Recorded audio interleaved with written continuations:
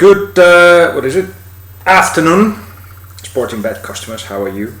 I may look a bit tired and my hair is all over the place. I've just been on my motorbike, driving around. It's been an amazing morning. Ross, can I name drop?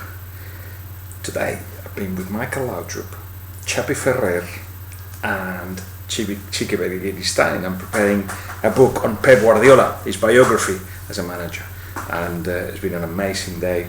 3 members of the dream team that made Barcelona what it is.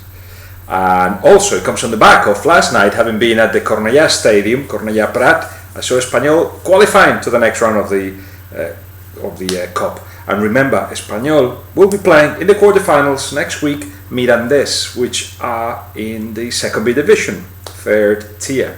So, we could be in the semi-finals. Could be a final against Barcelona. Already picturing the final, of course. Now, let's talk a little bit of football after all this name dropping. Sorry about that. I've got a list of 3 games here that I'd like to talk to you about. Starting by Swansea Arsenal. First of all, Brendan Rodgers. He, for a long time, and I met him when he was a reserve coach at Chelsea. For a long time, he's had a very clear idea what he wanted to do in football and how he wanted to do it. So he's ended up at Swansea at the perfect club to do what he wants to do. He believes in, as we all know, in possession, in pressure high, in a little bit of Spanish football. He admires Spanish football, mixed with obviously the physicality and the pace and the commitment of English football. Just perfect combination. And we're seeing that this season they just don't look out of place in the Premier League, do they? I hope they stay up and I hope they keep progressing, because the difference between a Swansea that can do relatively well in the Premier League and one that can struggle is the quality of the players they will have. The idea is good. I think Wigan has proven for many years that you can play that way, even being a modest club, and actually have success at their level. They just need to keep at it, stay at the Premier League few years, and then just get better players every year. But so far so good. And of course they meet in Arsenal at the weekend, and I am looking forward to watching them on Sunday afternoon, Sky Sports.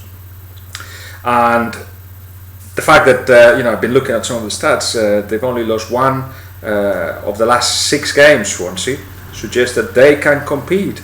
I was really impressed with them over the Christmas period, and especially the game against Spurs, where although at the end it was a draw and they have to fight for it, they actually probably were the better side. So on one hand you've got that, on the other you've got an Arsenal that still don't defend very well. It's not a very balanced team yet, and I'm pretty sure that lots of Arsenal fans will go for a Thierry Henry goal. I'm not sure, I may be wrong here, and I know that he's a legend and everything else,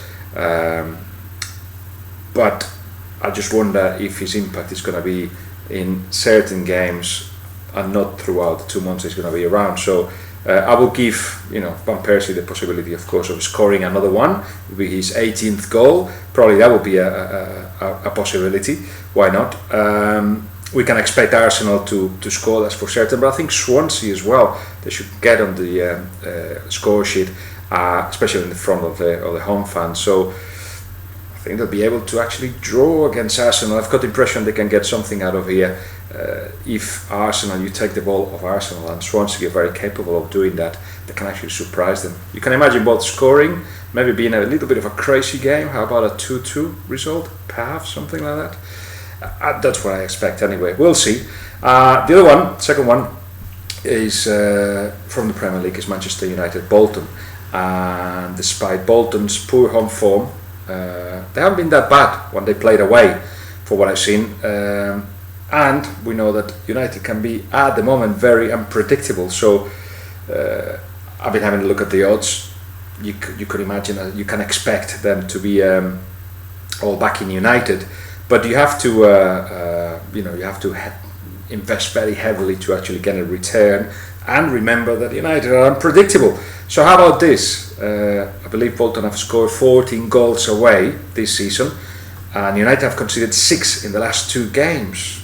So how about if actually Bolton, who can score but cannot defend, just manage to get 1 or even 2 goals at Old Trafford? You can never ignore the fact that Manchester United are still competitive, especially at home.